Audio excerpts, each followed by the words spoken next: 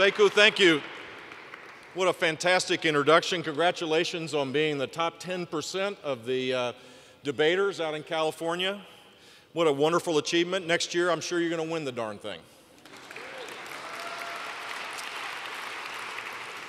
Sekou, I get to hang out with some pretty important people. I don't know, you may have noticed that I have a few semi-famous people in my own family.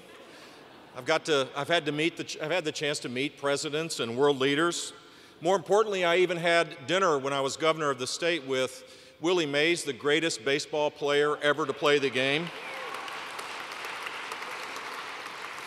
But you're on my highlight film introducing me, and I'm so proud of what you've done because you represent the future of our country and the fact that if you can get a quality education, big dreams can come true. And so it is a delight to be here.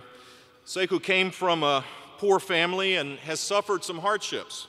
It would have been easy for him to say that he would never be capable as more advantaged kids. Never read at grade level, never learned fractions, never learned debate, never go to college. But Success Academy does not settle for that, nor does Sekou. To allow his circumstances to predetermine his future, as he once so eloquently put it, would be to acknowledge that no matter how hard I try, how well I do in school, or how much I practice debate, I can't overcome the world I was born into. And so he became a scholar.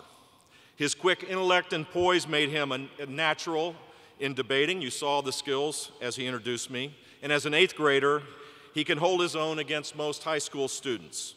He had just returned back from California, and this will help him enhance his learning in every aspect of what he does.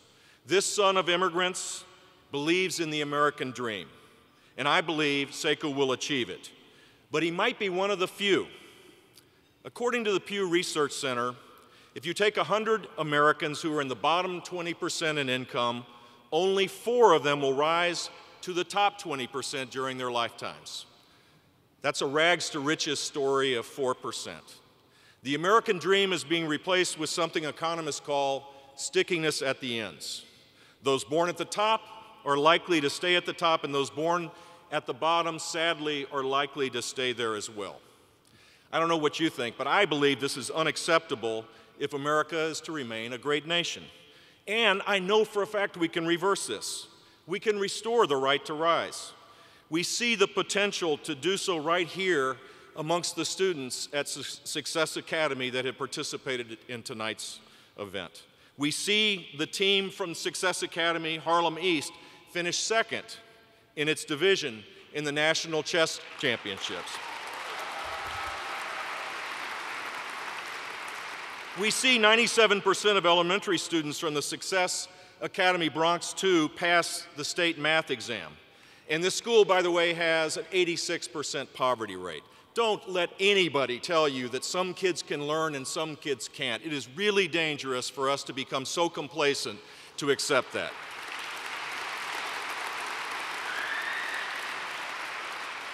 These kids succeed because earned success is expected. Expectations are hugely critical. They're a pathway created by adults for children to follow. They can lead children either up or down. 50 years ago this year, we declared a war on poverty. But we will never win that war until we first win the war against low expectations. How many of you in this room who have been successful did so because expectations were placed on you that were extraordinarily low? Anybody want to raise their hand on that one? America no longer can afford to write off the potential of the vast numbers of its children. The world has become far too competitive a place for that. The next generation will have to be the most innovative, the most entrepreneurial, and the most educated generation in history. And yet we have African American and Hispanic kids performing at least 2 grade levels behind their white counterparts in reading and math. And the gap is even greater in science. Go into any public classroom in California, or Texas, or Florida, or New York City, and take a look at our future. And then tell me how long we have to be able to turn this around. I appreciate this is a complex challenge of many dimensions. In the last 40 years, there's been a dramatic altering of the American family. Today, we have a 42% out-of-wedlock birth rate, and roughly 1/4 of all children now live in single-parent homes, and around 1/3 live completely apart from their father. In New York, almost half the students qualify for free and reduced lunches. In Florida, that number, by the way, goes up to over close to 60%. But you don't deal with poverty by enabling it. That is not acceptable to Nicholas Simmons, a teacher at Success Academy, who recently penned an op-ed in the Wall Street Journal. I hope you all read it. It was a spectacular piece. Here's an excerpt. There's an excellent reason why Success Academy scholars do extraordinarily well on the state exams. We believe they can. We believe they can. We believe all children can succeed, no matter their socioeconomic circumstances. When adults believe in kids, then kids believe in themselves. It's a privilege to acknowledge this incredible teacher. Nicholas, where are you in the crowd? Please stand up. Back in the back.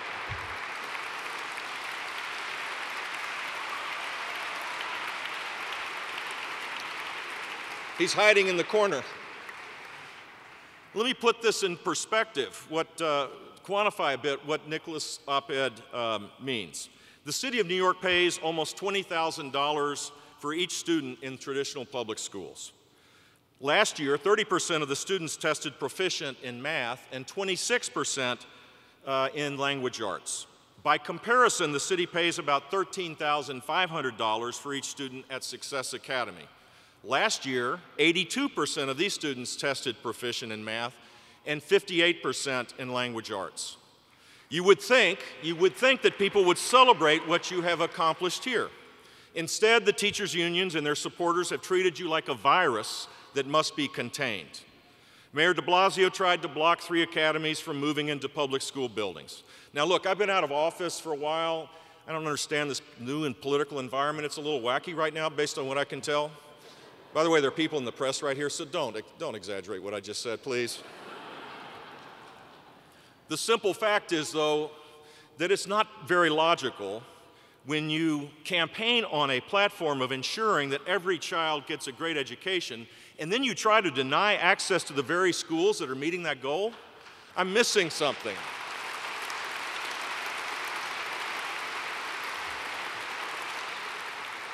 A city councilman even threatened to investigate the Success Academy if you dared to protest, which is why I love Eva Moskowitz.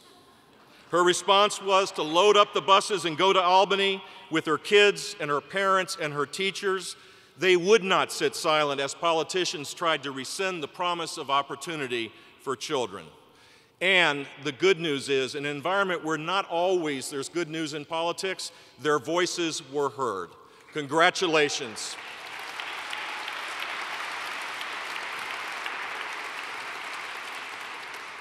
The sad reality here is that the success of charter school children is a threat to the failed status quo. Public education has become a labyrinth of political, bureaucratic, and union empires that depend on a captive population of students and minimal quality control.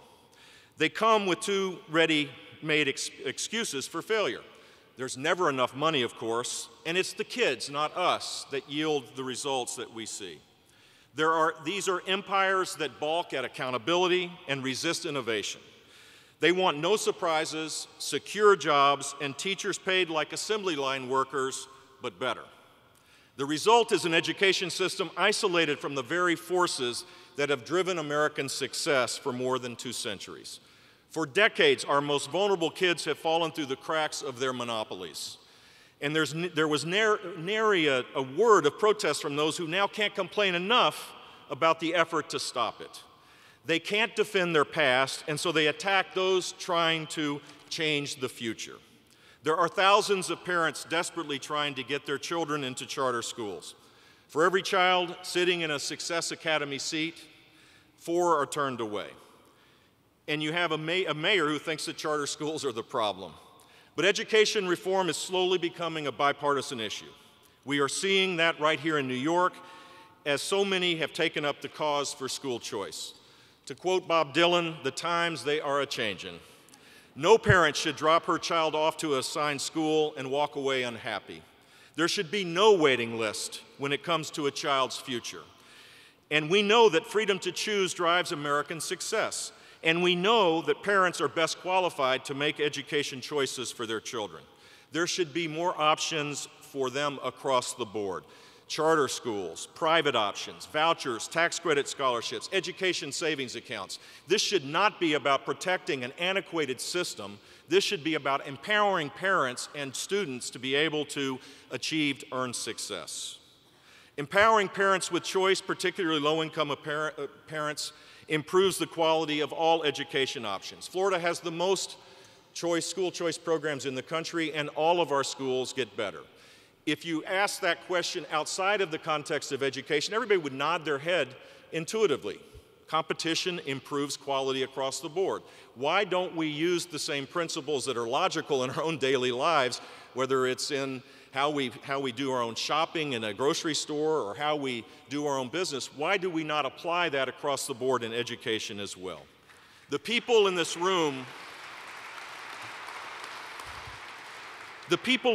have the power to ensure that the students at Success Academy continue to earn success, but that all children do, not just the ones in these great schools. Most of you have been successful because you've been big and bold.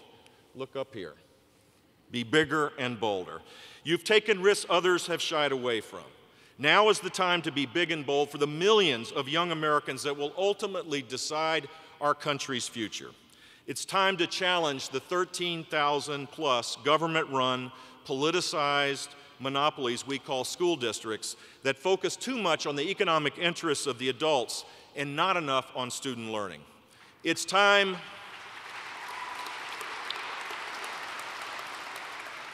to embrace high, world-class standards with faithful and accurate assessments to know where our children stand compared to their eventual competitors from around the country and, more importantly, from around the world. It's time to eliminate the insidious concept of socially promoting students to the next level without mastering that year's material. In short, it's time we move to the belief that all children can learn, and it's up to all of us, not just those in the school system, but all of us to organize ourselves to assure that they do. It's time to assess and pay teachers more for student learning and less on how long they've been in the job. We know all of this is possible. The proof is in this room. Thank you all very much for your great support for Success Academies.